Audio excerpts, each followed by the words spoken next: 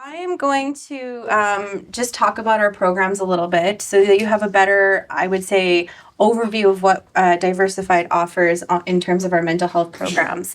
But really, I encourage you, if you can, to stay for the panels where we have past participants coming and sharing their experiences about what they got from the program and what the program's really about. I always feel like this is kind of an underwhelming presentation when you actually hear firsthand experiences of what happens in this space. So so we'll just go ahead and get started.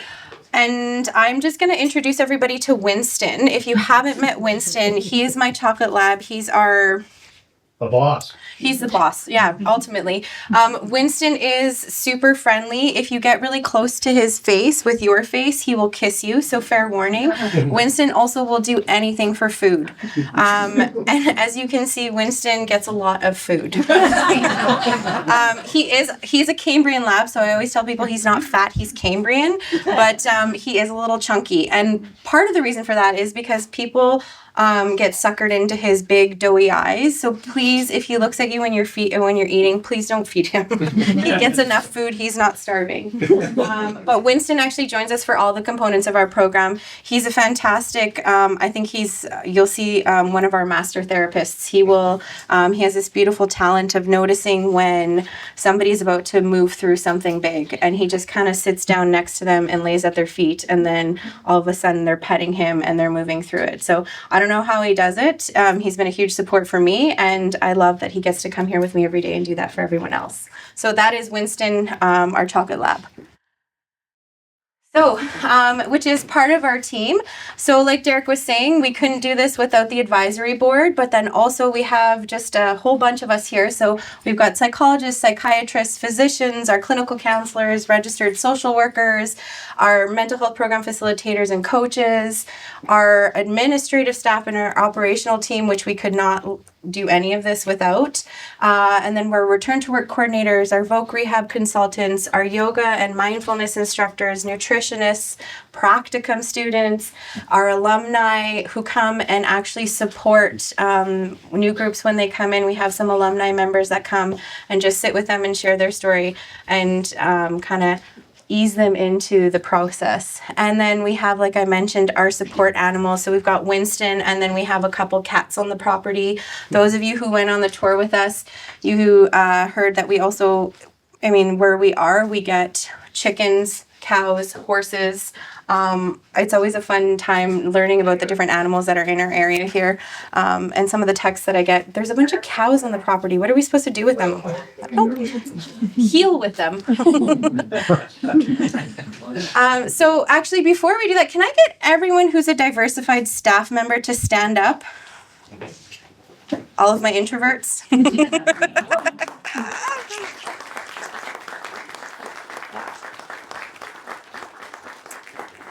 So thank you guys. My presentation is only half an hour, but if you want to know any more of the details of anything I'm presenting to you, one of the things we really pride ourselves on at Diversified is that we all have a deep understanding of the intricate parts of the program. The feedback that we get from participants often is, I don't know how you guys do it, but it's like one of those Swiss clocks. Everything works really well together and you weave everything in. So one person's explaining something and then that evening activity builds off of what we learned in group sessions. So if anything comes up and you have questions about it, please feel free to ask our staff and they can dive into a little bit more detail. Of course, you can always come and ask me as well. And part of the reason we do that is because we really take the time to understand the culture that we work in. We understand the first responder and veteran culture, and we are always doing whatever we can to understand it better. Example is this space that we're holding here over the next 2 days. So, and not only that, but we actually have some of our staff are veterans, previous first responders, and spouses of veterans and trauma survivors themselves. And anytime we have an opportunity to learn more, we do as a group, whether it's through reading more books or spaces like this, whatever we can do to better understand the population we serve. So our mental health programs, they've grown over the years. It started with just the traumatic stress recovery program and the anxiety and depression recovery program. And over the last few years, we've grown with the pre-admission program, Strong Minds, Getting Better Together, and then our individual counseling services specifically for first responders and veterans has also increased. So what makes us unique? A couple things about our residential programs that I'm going to speak to is the first thing is we don't take more than 8 participants at a time. So when you come here, it's just you and the 7 other participants that are here with you. And we don't mix cohorts. So you will never have general public mixed with first responders and veterans. So when you are here with peers that really understand and support you, which is that whole peer support that really, I think that's one of the feedbacks we get the most is what really resonated for people was that for the first time ever, they hear this concept of you're not alone. But when they come here, they actually understand what that means, that they aren't alone. And when they're explaining their stories or sharing their stories, they don't have to explain themselves because the people in front of them just get it. They understand where those emotions are coming from. They understand what happened. So that's a huge piece that I think is really powerful.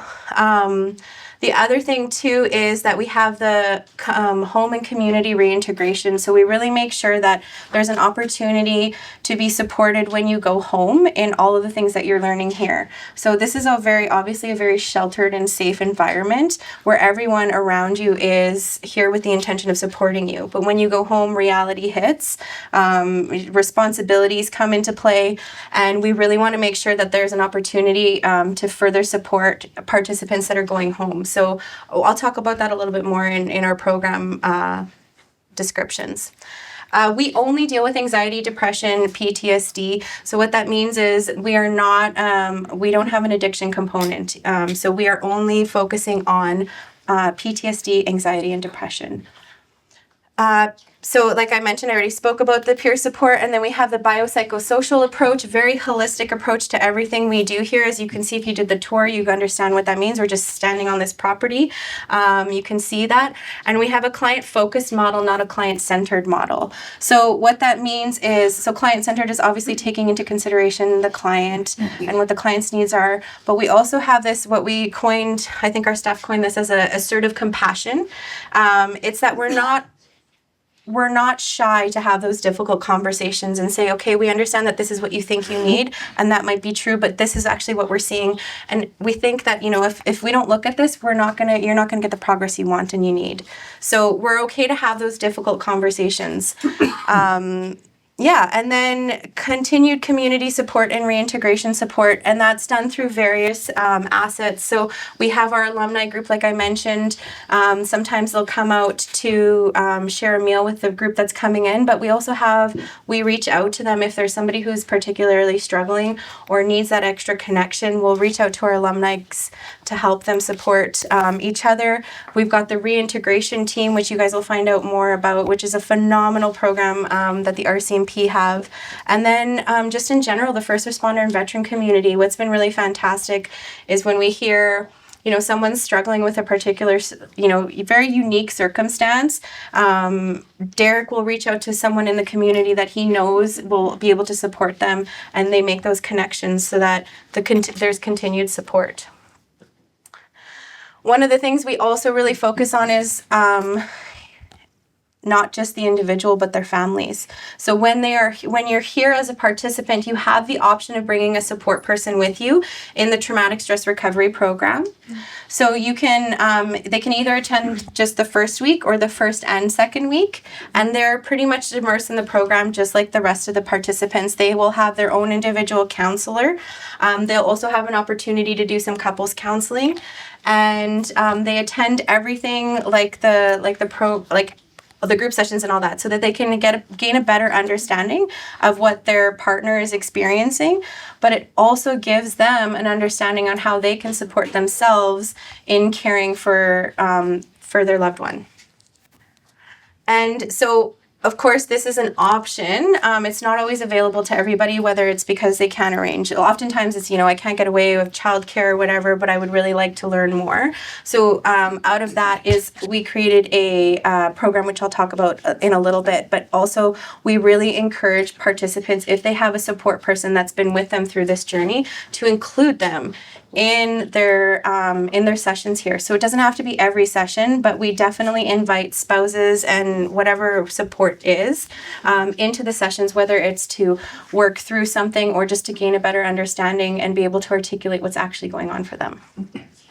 And that's available to anybody who's in the program.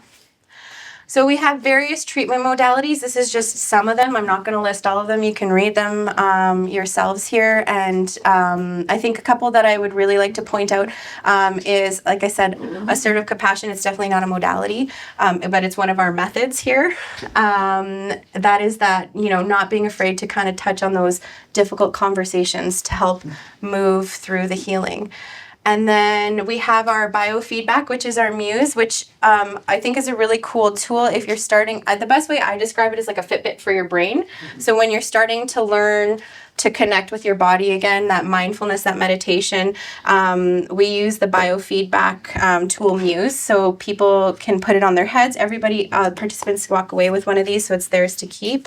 And if you want to know more, all the staff that stood up, they can kind of walk you through it. You're welcome to try it as well. You can connect it to your phone.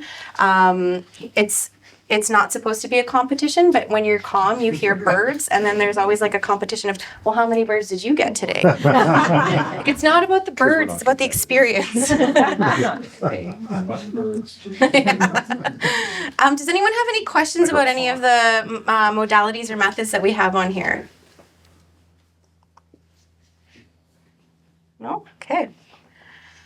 So on top of all of that, what really makes this program work is a lot of the unique little things that we do here in the program. And a lot of that, I'm kind of going to jump to the bottom here. A lot of the things that make our program really work is actually the feedback that we get from participants. So we really take that feedback seriously. I always encourage participants, I want to hear your feedback, but I want you to try everything at least twice before you tell me how much you don't like it. But what's great about the feedback is we really take that to heart, and our program is what it is today, and all these little details are here because of the feedback we've gotten from our participants. They're the experts, right? So anything we can do to help make their healing journey better for the next group, we will do that through our client feedback. So the other things that we do is we do a lot of expressive art and experiential therapy. So those of you who have done the tour, you got to see some of the art that our participants do. And it's not about what amazing artists they are. It's about what they can move through when they're doing their art. But I have to say, I'm really impressed with the art that comes out of some of the participants. And then this awareness that how much they actually like it. We get a lot of art and yoga are the two things there's a lot of resistance on when we say we're going to do. And then people come out and they're like, I didn't realize an hour and a half went by and I really enjoyed that. And a lot of them will then take it forward into their lives and just it becomes a strategy, a method, or a hobby that they can also integrate their families into.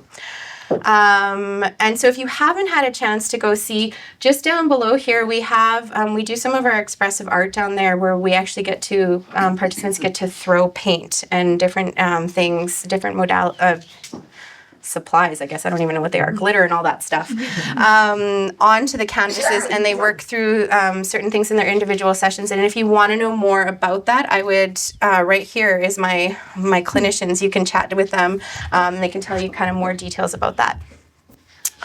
And then we have, various mindfulness practices. And like I said, the Muse tool, we experience Muse and mindfulness. I always say it's like a Dr. Seuss book, over here, over there, on the chair, outside, inside. I really want people to have an opportunity to experience mindfulness in all different spaces. So as you can see, there's many places here. And then there's also different kinds of mindfulness and meditation practices. So we do our best. Our support staff are phenomenal at facilitating those, including that sleep yoga that everybody loves. So it gives an opportunity for people to experience different strategies and see what fits best for them, because we know that it's not one size fits all, but there is something that can work for you. If we gotta tweak it and find what works for you. So we do that in, like I said, different practices in different locations on the property. And then we also have the virtual reality therapy and exposure therapy. And part of that is an organic exposure to crowds and social outings and social activities. Oftentimes people, as we know, start isolating and crowds become more of a challenge. the noise, all that stuff. So on weekends, we everything's done through a therapeutic holistic lens. So on weekends, we try to get out to more social places where there's more crowds, and we work through that with their clinical team and the participants to help them not just be able to return to work, but then also be able to return to daily living. Community support. The community around here has been absolutely phenomenal in supporting us in our program. We have a local pottery studio that we take our participants to. They get to make pottery over the weekend. Over the course of the program, they actually get to take home something with them. Again, beautiful pottery that comes out of it. We also have our local Legion here. That's where we play pickleball, America's fastest growing sport. Big hit. We've gone through several pickleball rackets. Again, very competitive groups that come forward. So those are just some things that we try to do in the community. And then when the season's right, we try to get out into the community, enjoy like the nature and everything that we have here. We do a lot of things at Kalmalka Lake because it's absolutely beautiful. And then we have our nutrition and our cooking. So we have, one of the components of our program is we don't cook for them, we cook with them. So it's kitchen therapy. When you go into a house for a social gathering, where does everyone typically gather? It's in the kitchen. And there's something to be said about breaking bread together. So we will cook meals together, and then we sit down, and for sure every dinner we sit down together and we share gratitude, and we get to share the meal that was cooked by each other. And then to support that further, we have our lovely nutritionist that comes in and it talks about why we eat this way and what is the importance of nutrition in healing in all aspects, right? So the other thing that's a big hit is the structure. Oftentimes people are overwhelmed when they see the program schedule, but then what they find is when we're starting to plan that time to go home, that back into reality, they actually really value the structure, and they're looking at how do I incorporate the structure into my life, and that daily routine that's really supportive in healing and maintaining the progress that they've made in the program. And then we have really from day one, we're talking about, return to work is a very intimidating, scary conversation. And that is where that assertive compassion comes in. It's not something we skirt under the rug and then go, surprise, here it is. We really want to make sure that we're supporting participants in having those hard discussions, understanding, empowering them to be able to ask the questions about what's next, what are my options, what are the choices that I have, so that then they can make an educated decision for themselves, whether it is returning to work or choosing a different career opportunity or whatever they want. But at least we're having those discussions so that they can really, truly be empowered to make that decision for themselves. And I already talked about client feedback and then ongoing therapeutic support and group support. One of the things that's phenomenal is hearing, I have the best job. I get to see participants from day one when the referral comes in. They're super nervous. They're not sure what to expect. And then I get to see at the end when they're leaving where they're at. But then even after that, I'm getting emails from participants. Oh, look at this. This is what I did. Or I have one who constantly emails me about how his muse is going, what self-regulation strategies they're using. I love that part. And then I also get to hear how the groups stay in contact with each other. So we have groups that we've been running these programs since 2013, and they'll still get together, whether it's in person or they'll have their group chats over text, or they will FaceTime each other once a month just to check in and see how they're doing. So that's absolutely phenomenal. So a couple things about our residential programs is our admission criteria, specifically so mild to moderate substance utilization. Basically what that means is they have to be able to abstain from using any substances for the duration of the program, because obviously we are a dry program. Demonstrate the capacity to, hit that one already. All right, okay, yeah, that one too. And essentially that they're competent in participating in group therapy and group activities, that they have the cognitive capacity to do so. And then, so that means to avoid from any significant brain injuries or head injuries so that they can fully gain what needs to be gained in the program. And then they have to be medically stable and on consistent medical regime. So this is not the time to switch your medication. So if you are a referral source or a community provider, I strongly recommend making sure that your client is kind of in a medical plateau. We're not changing medication at this time or anything like that, because it really screws with everything when they come to the program, because it is really intense, and then you're changing medications. That's a lot to take on. And then exhibit low likelihood of being at substantial risk of self-harm, and obtain medical clearance from a medical professional or a healthcare professional. So our traumatic stress recovery program, somebody on the tour was asking how long our program is. This is for you. So the traumatic stress recovery program is an 11-week program. It's 5 weeks in residence and then 6 weeks of continued post-treatment virtually, where they will continue to have individual and group sessions alternating weeks. So while they're here, they come here for the first 2 weeks, and then they actually get to go home for a week to integrate and see what works, what actually works, what they think might work in what I call real life. And then the beauty of that is they get to come back after the 2 weeks and really see, okay, I thought this was going to work, but actually like reality hit and this isn't a good strategy for me, or I really need to focus on this more because it didn't go as well as I thought it would. And we get to the next 2 weeks is really integrating all that information and seeing how we can continue to build on the progress, but then also make those tweaks so that when they do go home for that 6 weeks and onwards, they have the support that they need. So out of the traumatic stress recovery program came the pre-admissions program. So what we were noticing is that some people were coming to the traumatic stress recovery program, were waiting for the start date, because it's not, because we start and finish as a group. There's not like, what's the word? Pardon? Ongoing admission. So sometimes people need that immediate support. So we created this pre-admissions program for those people. But then what we were finding is that it was actually really benefiting individuals. And my clinicians are always asking me, can everyone do the pre-admissions program? And I'm like, talk to the referral sources. But really, what's really great about the pre-admissions program and why it's so successful is because they're working with the clinician that they're going to be working with in the program. So automatically they're able to form that therapeutic relationship before they even come to the program. So it's a familiar face when they get here. They can really hit the ground running when they start the residential program. And also they get to work with a mental health, one of our mental health coaches, to start exploring the psychoeducational components of the program, which can be a lot of information when you're here at once.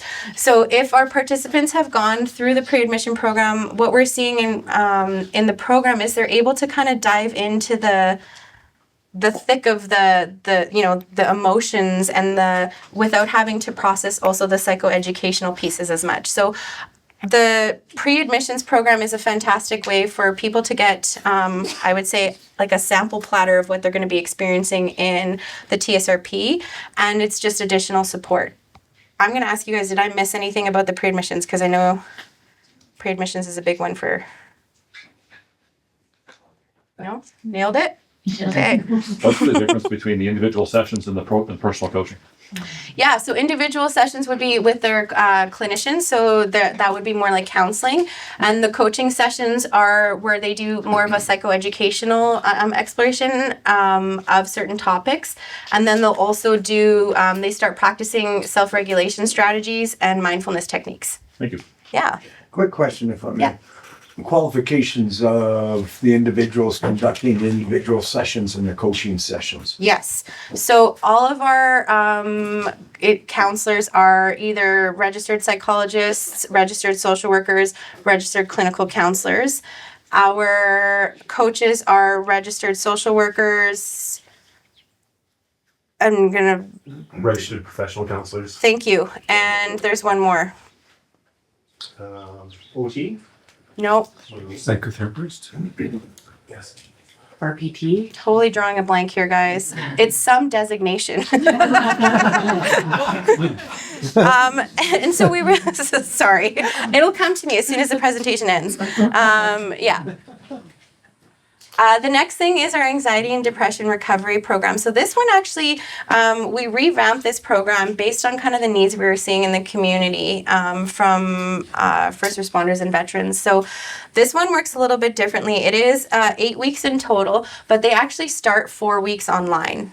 So what we're seeing is a lot of people who would classify as somebody who would need an anxiety and depression recovery program were still working and needed some additional support in that moment while still, working and doing everything of daily life. So the anxiety and depression recovery program, the ADRP, has 4 weeks online virtually where they're working with our mental health coaches, again, for that psychoeducational piece. They're doing group sessions and they're also doing individual sessions during the foundation phase, and they're building all of that support to when they come to the immersion phase. So they come here then for a week and they immerse themselves into the program where a very similar structure to what the TSRP program is here. And then they go home and they continue having that post-treatment support through 3 weeks of integration support through, again, online and individual counseling sessions. This program was created really for people with anxiety, depression, work stress, burnout. But what we found is people who came to our TSRP program after a few years were looking for like a refresher. We're always hearing, hey, can you guys create like a refresher course? And we actually had a couple participants now come back who were previous participants of the TSRP and said that this was a great way to continue to build on what they learned in the TSRP. And when they were finding themselves struggling again, this is exactly what they needed. So it's a great program for all the things listed here, but it's also great if somebody's been through the TSRP and needs some additional support as well. So just a little bit about the structure at the residence here. So we wake up every morning and we make our beds. And that's really an important, that little like unique feature to our program.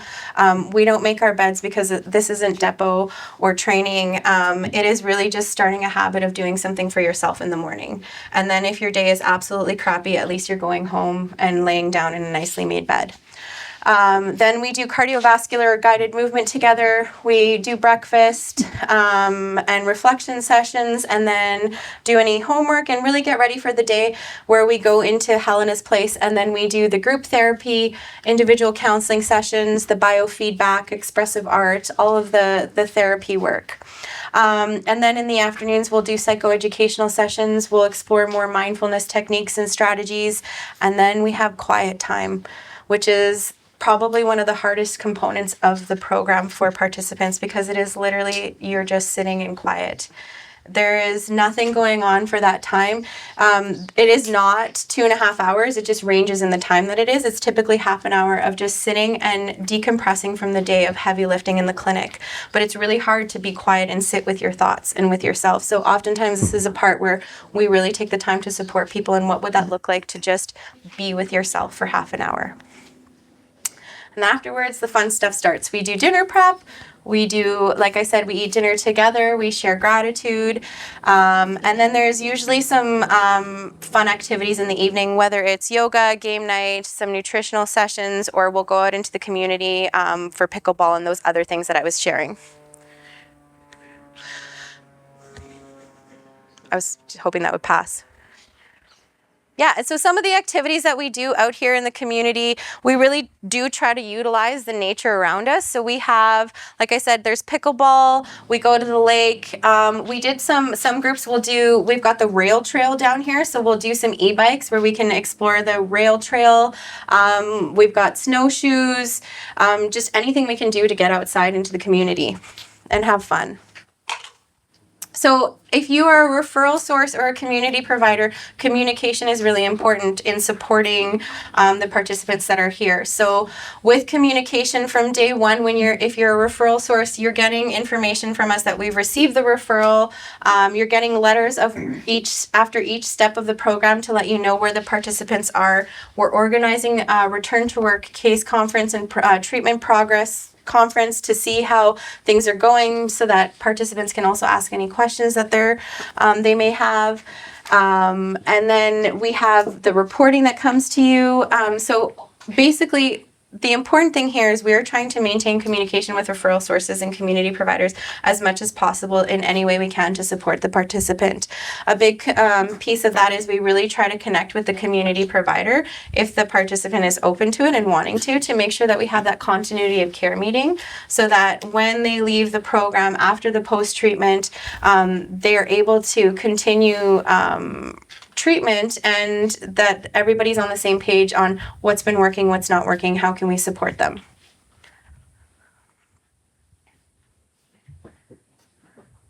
So a couple things that come up oftentimes when I do that first phone call with participants after we've done the pre-screen, which we do with every participant that comes to our program, we want to make sure that we are that the program is ultimately a really good fit for them. So after we've determined that the program's a good fit, I get to do the phone call of do you have any questions? And here are some of the questions that often come up: is will I have my own room?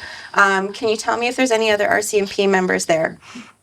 RCMP specifically want to know if there's other RCMP there. So this one's always, no, I can't. I can tell, yes, I can tell you they are there. No, I can't tell you who they are. Which then comes to what happens if I know somebody there.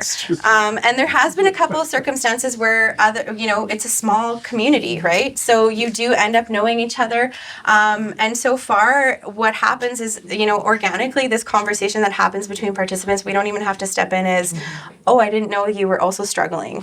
And then there's, sometimes a conversation of like, what happens here stays here, right? And then they seem to work it out really well. And then are they going to be able to stay connected with their families? So sometimes people come and they're like, okay, ready to give their phones up. And we actually strongly encourage that connection with family.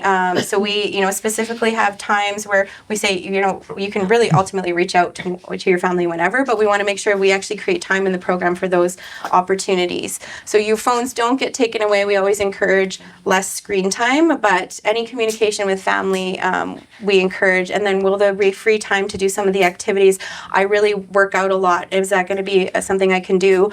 And then can I visit my friends in town or can they visit me? So nobody on the property, there's no visitors allowed on the property. But when we do go into town, we do encourage if they want to meet up with their friends or their loved ones, family members, they're more than welcome to do so, especially local members. That's fantastic. And then can I bring my guitar, woodworking tools, bike, hobby stuff? And we strongly encourage anything that's helping them when they're at home. Of course, if you can pack it, you can bring it. And so we've had some really cool things come. There's a paddle right now on the fireplace mantle that was actually made by one of the participants. They're currently working on it, and some amazing musicians have come through this program, and it's fantastic to have them sitting by the fire in the evening playing the guitar. It's a whole vibe. And I'm always really impressed when there's been a few people who've brought their bikes, which seems fun going downhill, but the fact that they make it back up, that's the impressive part. Feedback from participants, I'll just leave this up on the screen and you can read it. But ultimately, I think the most powerful feedback you're going to hear is the panel that's going to be of past participants later on. I have a question, Paulina. Yeah. Do you collect data, like pre and post data, like PCL5, or what's part of your assessment piece, and then do you follow them through like Yes. 3 months, 6 months? Yeah, so we do, if they're doing pre-admissions, we'll do psychometric testing with them at the start. We do on intake, we do psychometrics, and then at discharge. And then we started doing 9 months post-treatment, yeah. And the tests, I will direct directly to our psychologist so I don't butcher what they are. We do the BAI, so the Beck Anxiety Inventory, Beck Depression Inventory too, and then the PCL. Okay. We also do the PAI. We don't do the post-treatment. We just do it at intake, which just kind of gives us a snapshot of the client, where they're at, that sort of thing. Cool.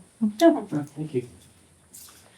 So out of all of these workshops, one of the things, out of our programs, what we often were hearing as feedback is, why didn't I know this information before I had to come here? So what we created is a Strong Minds workshop that we actually run for first responders, veterans, and frontline workers. And it is going over where they get to learn practical tools to help them better understand mental health, mental hygiene, anxiety, depression, and just different coping strategies. And those are done in the community. Derek will actually travel to various communities to offer this program for members. And then another thing that came out of that is the spouses and family members that, like we said, it takes a village, right? So we don't want to forget those. And this is actually something that we offer a workshop that's free of charge to any first responder communities, where we will go out and we encourage first responders and veterans to also attend, but it's for spouses, learning how to take care of yourself while you're also caring for somebody who is healing or struggling, and different strategies, better understanding and having those discussions about what it actually means to be a spouse of a first responder or veteran. How does the culture play into that? And ultimately just different strategies to support them and their loved one. That's it.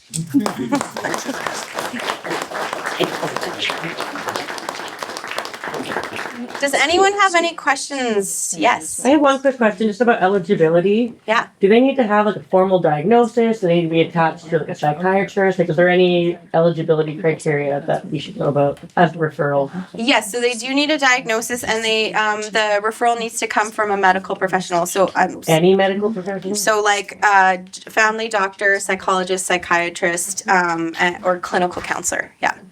Okay. Well, that was Yes, we've had massage therapists recommend. So no, massage therapist doesn't Okay, so fall. I can Yeah. One question. Yeah. In terms of the interprovincial connectedness with the counselors, Yes. how is that handled for psychologists? Are you duly registered in other provinces, or are you just using GCCs? Yes, so when we have, we're really mindful of who's coming from where, and each designation, that's the fun part, each designation has different rules. So some people, it's like all of Canada, others, so we are mindful of that. When they come to the residential program, we try to pair them with what works. Yeah. Yeah. Yes. Is there a cost of pocket to the member, or is that covered by most of the different agencies, Veterans Affairs? Yeah, so good question. It depends on how they want to come. Most agencies will pay. They're the ones. They're the referral source, so they will cover the cost. We've had some people come private as well. Yeah, and there was. Yeah. I was surprised on the FAQs there that one of the common questions you don't get is what gets shared with health services, RCMP, or Oh. HR. Yeah, that question usually happens when they're here already, and the clinical team gets to handle that. Do you guys want to share what you typically share with members when that comes up? Because that is that's a very good question. I'm going to put you on the spot. So I tell clients that when they come in that really my report is intended to be like a snapshot of where they are coming into the program, a snapshot of where they are leaving the program, and how we can possibly set them up for success moving forward. And then I have a conversation with them around transparency, and that these reports are really meant to be written in transparency. And so in discharge, we're having that conversation about what are the recommendations? Does this line up with everything we've been talking about for the last 6 weeks, or that sort of thing? So yeah, it is almost one of the first questions that we get right away. Yeah. And also to that point, because initial stages of our program, that was a very sensitive topic. And clarification and transparency at the point of entrance is the key to success. And if they are not, especially health services component, we encourage them to talk to health services to understand what they can or cannot access. And for us, we're making very clear how we are conveying that information to those referral sources. Thank you. Kelly had a question. Yeah. I just wanted to back up on feedback on another question around financial cost covered. What about the support person? So let's just say the member's covered, but what about their support person? Are they covered from the same source? So that depends on the source. Okay. Some referral sources do cover it, some don't. The good thing is if they don't, most of them have benefits through their spouse, and a portion of it can be covered. The individual counseling sessions and stuff can be covered. So it is, I guess, in some ways, a portion of it could be covered, but it really is dependent on the referral source. Okay. Yeah. And on our end, as I agency, what we do, we really try to just cover the cost on our end when a person comes. So what means we don't charge arms and the like. for this to happen. Okay. Yeah. This is a great presentation, Paulina, really helpful, I think, to give everybody a really, constructive sense of things. And there's likely going to be more questions, we're going to build on them. Right now, what I want to do is, I want to make sure that we have ample time for Gary, who's coming up, and Jessica, who's coming up. So let's keep the break short if we can, if you're okay with that. Take 10, grab a coffee, stretch your legs, but let's get back as quick as we can so we can give Gary the benefit of a full time.